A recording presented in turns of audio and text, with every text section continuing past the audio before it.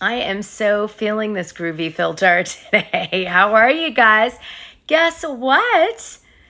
It's John Caden's birthday. He turned 15 yesterday. Can you believe little Ty baby from Real Housewives of Beverly Hills, brainy baby, is 15 now, and he's smarter than ever. He comes home the other day to me and says, Mom, he's just starting ninth grade. He's like, Mom, pre-calculus is too easy for me. I need calculus.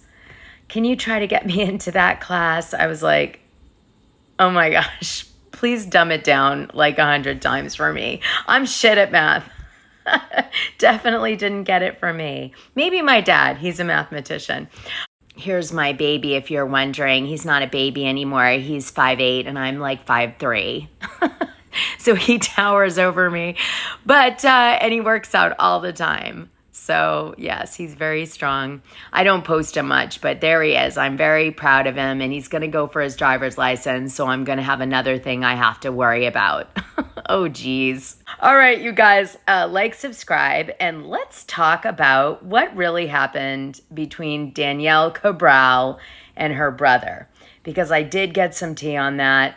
I spilled it to the bonus audio people a few weeks ago in the Patreon, but you miss things because I usually cover so much stuff. Sometimes things go by people and they don't even realize it. They're like, have like a golden nugget and they don't even know. By the way, I got my hands on Real Housewives of Salt Lake City season 5, episode 1, and recapped it on the bonus audio from Tuesday.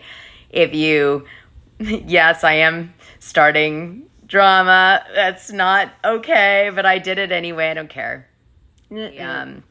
Of course, that's a major spoiler alert, though, so don't listen to it if you don't want to know what happens. All right, so let's get started with Danielle Cabral and what the hell happened with her brother and sort of how I got this tea. All right, so here's how it came about. I was having a conversation with an ex-housewife on Real Housewives of New Jersey who knew a person who knew Danielle Cabral's family, who does makeup and hair and all this stuff around that group. And what she said was that the reason that Danielle Cabral fell out with her brother had nothing to do with the rumors that Danielle Cabral hit his wife, which, by the way, was going around for a while because of the explosive Real Housewives of New Jersey finale.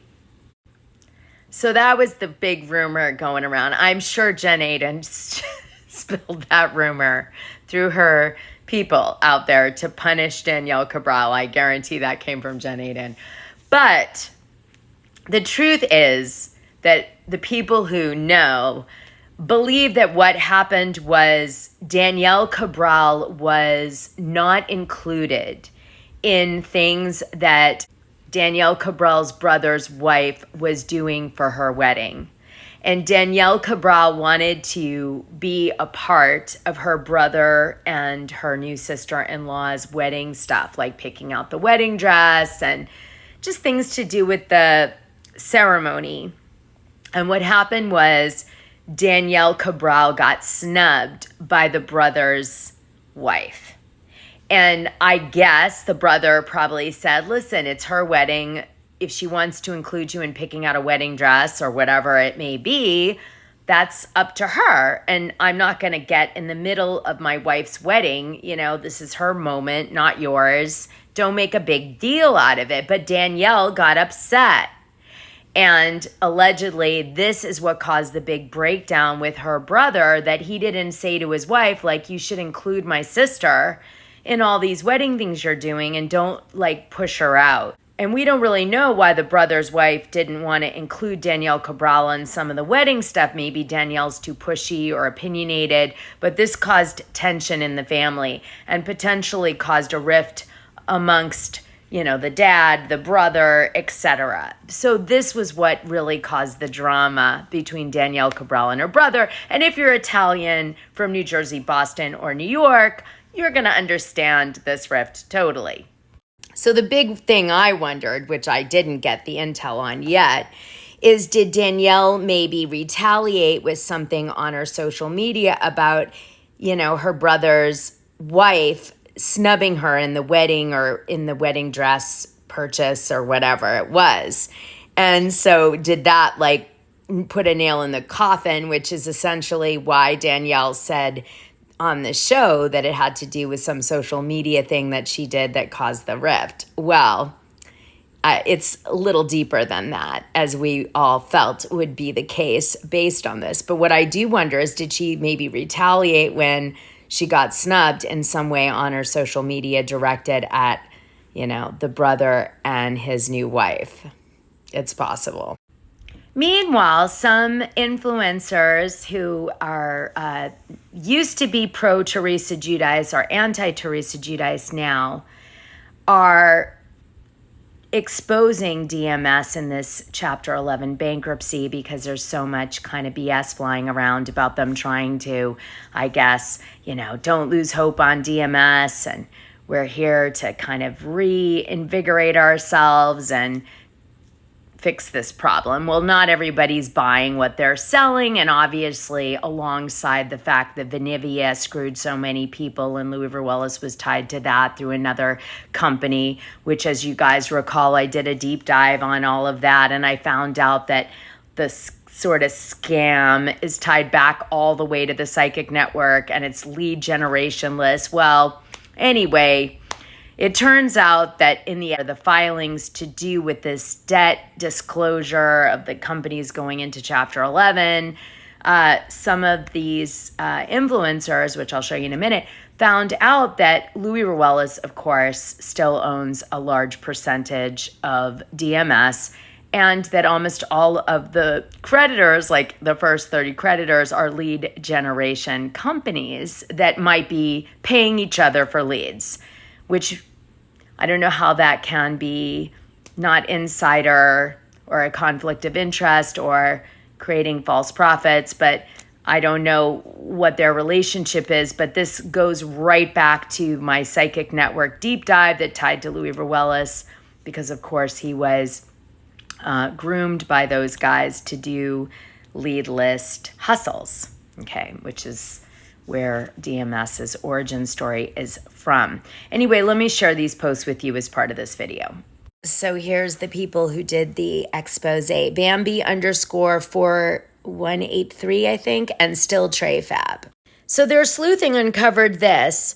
This is a commentary about the DMS Chapter 11 bankruptcy. And of course, Joe Marinucci is Luis Ruelas' friend, partner, etc. from his youth. Things are looking up all right. This is commenting on what Joe Marinucci said about DMS going bankrupt. Marinucci just wants to get through this process so that he has maximized whatever payout he can get. After that, of course, the heck with the creditors as he sits at the vacation paradise counting his gains. The buyers are the creditors who loaned money for provided products or services which have not been paid for to DMS, and they are trying to minimize their losses and any future liability exposure.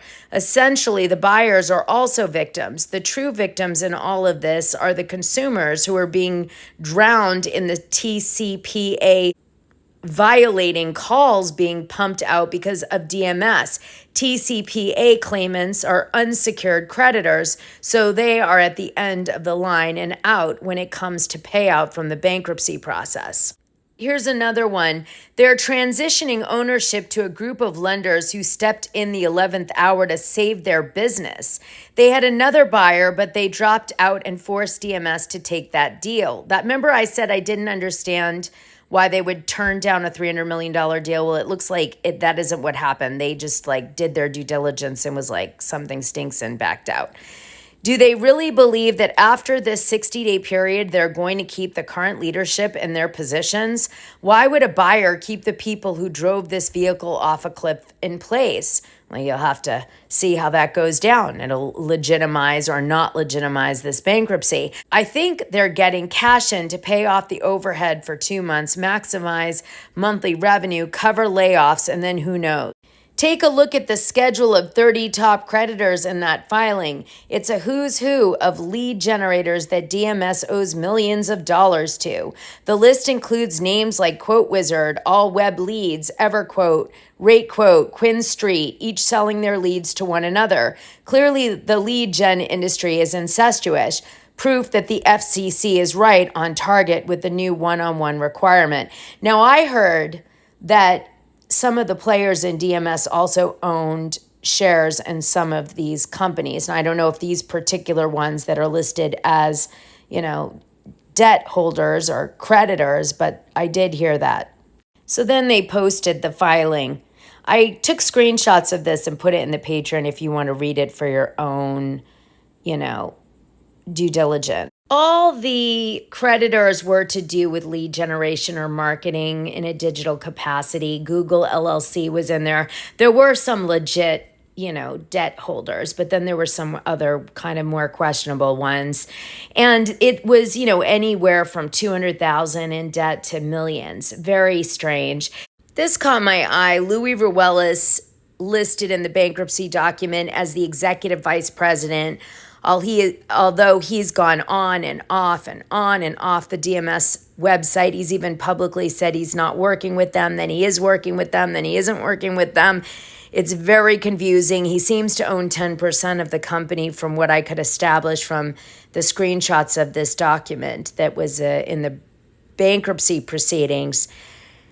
I don't know. You have to see how you feel about all of this. I will say that Luis Ruelas was reportedly in Los Angeles helping Benivia take some of the things out of their studio office. So I don't know what is happening with all this, but it is not a good sign for sure. Things are just not what they seem. And what's funny is I actually got spilled 2 other pieces of gossip that I nearly fell off my chair. It's in the beginning of the bonus audio from Tuesday. The people who know. But that gossip compounded with this, it's pretty shocking stuff, right? There's definitely financial stuff happening that isn't great for Luis Ruelas right now.